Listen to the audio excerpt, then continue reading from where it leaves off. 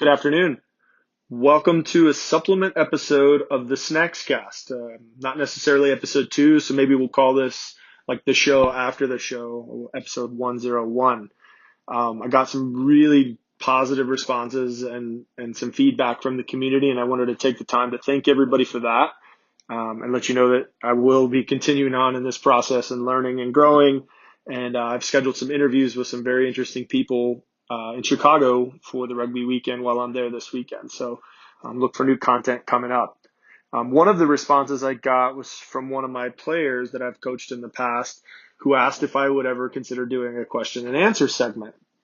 And specifically, they had some stuff that they were dealing with. And I told them, of course, I would do something, and I'm here to help, right? I'm here as a coach. Part of my philosophy is being here for others. So they sent me over some information, and I want to share that with you today and sort of share what my thoughts and maybe a little bit of advice to move forward is. So I'll start with the response I got. Coach, I'll start off with my experience with Rugby Burnout.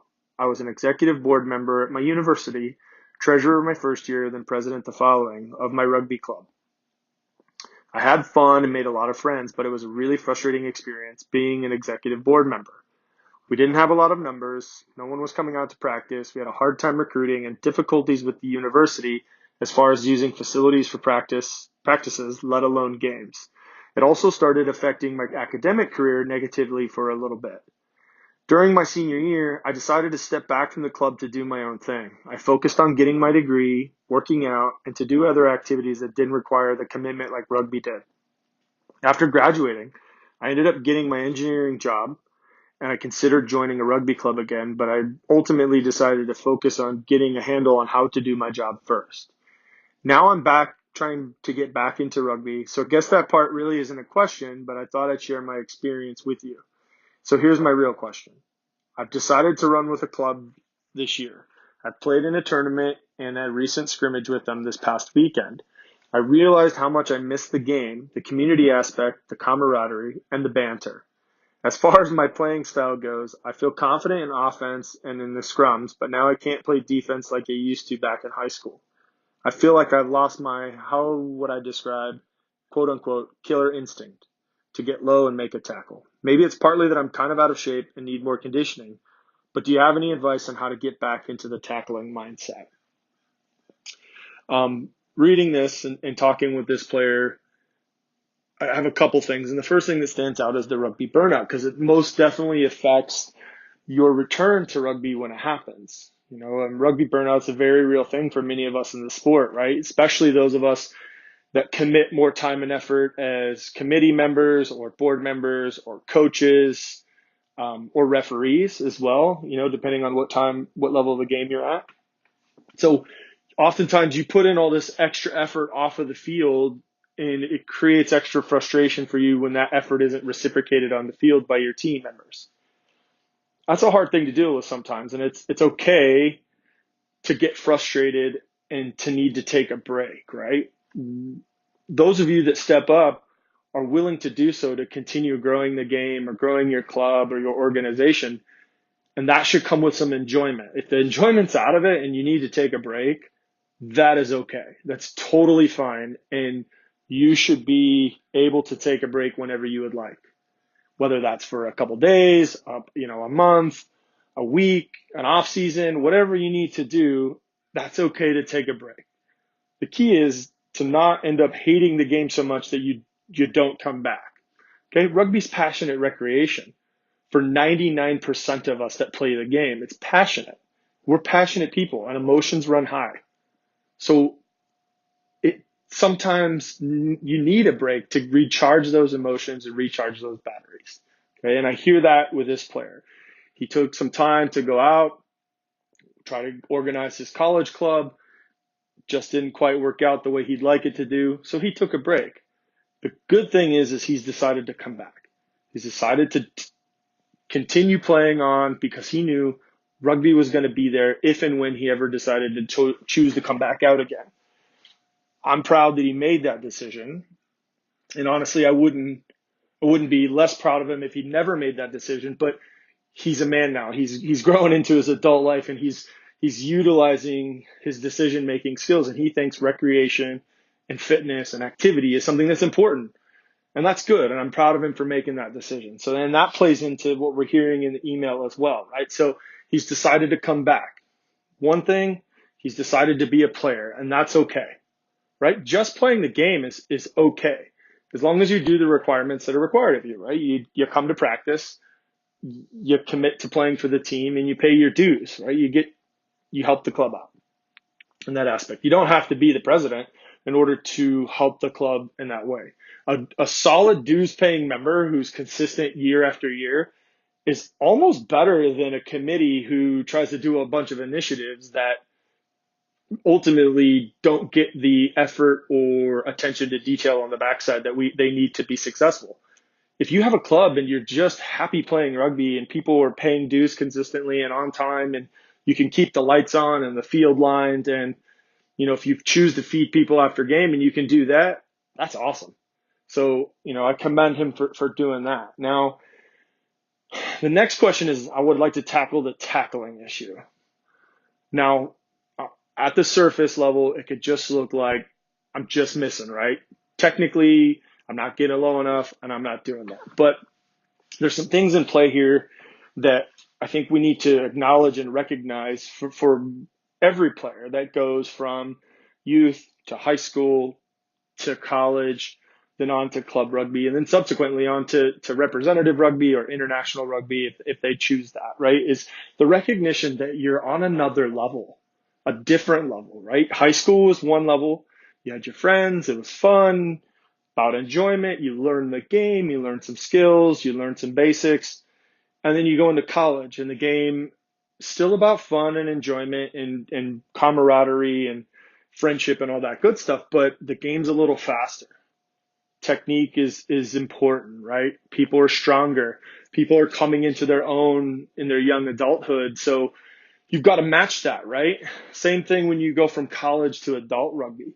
A lot of collegiate players think it's a straight transition from college to adult rugby, or senior club rugby is what we call it. And it can be if you're an exceptional athlete, but if you're, above average to good athlete, you may need to reevaluate things when you join a new rugby club in the adult senior club level. People are mature. They have good strength and conditioning programs. People take care of themselves. They eat right. They train 2 days a week and then they play on Saturdays. It's a little bit different level than college rugby. So you've got to think in terms of, okay, in order to get to that level, right, to play on this next level, whether it's D3, D2, D1, WPL, PRP, or up on to MLR or the Eagles, right? You've got to take a look at your preparation and your commitment. Okay, your preparation, you need to have a preparation level that's commensurate with the level that you're going to play, right? In D3's preparation is different than D2, and D2 is different than D1, and so on and so forth as you get up. I mean, the intensity level and the preparation goes up about 20% with each level. The speed of the game, the intensity, all those good things. So you've got to recognize where your club's at and where you're at as an individual. And you need to find a balance and a process to get physically prepared to play the game. And we're hearing that right in the email, right? I'm partly because I'm out of shape and need more conditioning. That's okay. That's a recognition. That's an acknowledgement that we need to get a little bit better. So the next step is that commitment level, right? You've got to commit to setting yourself up on some sort of a preparation schedule, whether it's a couple days in the gym or a couple extra sprints after practice, or hiring a personal trainer if you have those funds to do that. But you've got to have a preparation that's equal to the level that you'd like to play at, right? And a couple things, the reason why you do that. One is you want to make sure there's a reduction in injury, right? You want to be strong enough and fast enough and fit enough to play at the level that you're going to play at. The game's more fun when you're fit. The game's more fun when you're strong and fast. And, you want to be an active, productive member of your club, right? So committing to getting better off the field, in the gym, on the track, that's great. That's where we want to go with that, okay? So then the commitment level to getting better on the field, right?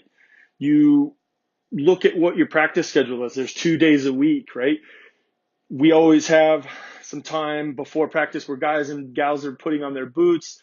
That's a time where if you get there maybe 10, 15 minutes early, put your boots on, grab a tackle bag, go over and do 5 to 10 reps, 5 reps each shoulder or whatever, tackling the bags. You can do that with any skill, tackling, passing, catching, evasive running, right? You could just kind of use it as a time to play around a little bit and work on that technique and that focus. And slowly over the course of, say you go over 10 weeks and you do 10 tackles at each practice and your work-ons, that's like 200 extra reps, that you're going to get. And that in itself, with each rep and each time you do something, you grow a little bit of confidence. Couple that with your preparation off the field in the gym, you gain confidence and strength, and then you have the ability to complete those tackles at a level that you'd like to do that, and your confidence should grow. Okay. Another piece of this puzzle where, we've talked about the gym, we've talked about on the field. How often are we just sitting at work or sitting on the bus or sitting in the car and we are spaced out, we're zoned out, we're thinking about all this other crap? Well, that's a good time to get some more reps in your brain, right? Visualization is a great tool. If you can see it, you can do it. You're sitting there for 5 minutes in traffic, complete a tackle in your head. Visualize what it looks like to get in position, track the ball carrier, line them up, tackle them to ground, and away you go. There's a rep right there. So if you're looking at visualization, some work-ons before practice, your confidence could do nothing but grow. If you're still having some issues with that, or not some issues, but other people might even take notice, engage your teammates. Hey, I'm going to do a couple extra reps before practice. Do you want to join in? Or can you watch me and let me know if my technique's all right? Having another set of eyes and a voice going, you did that one great, that always helps grow your confidence level, right? And as a coach, that's what you should hear. You should be giving a lot of feedback to your players. And I tried to do that as a coach, right? Great tackle. Or, hey, we could do better on the next one. Or, I like the way you did this here. I didn't think of it that way. Grow, okay? Growing in the game and growing confidence is huge. So if you're looking at, you've recognized you're on another level and you've matched your preparation level to that level of competition that you're at, which is in and of itself is a process. And we'll talk about that in a second. But your preparation is commensurate with the level that you're going to play at. You practice at the level you're going to play at. You use some visualization or mental skills training off the field. You should do nothing but grow and gain confidence as you go on. Lastly, something that we don't often think about, but we want results right away, right? The results aren't going to come. Patience is a virtue. And you need to, I would advise you to trust and enjoy the journey of getting better and gaining confidence, right? Like you can go out and you could slog through a practice and be miserable and it's no fun and you're never going to want to do it again. But if you are like hungry to get better and every time you step on the field, you go forward, whether it's an inch or a mile, as long as you keep progressing, you keep going forward and you take enjoyment out of that, I see no level that you can't compete at or get to. So, first off, getting back in the game and on your own terms, right?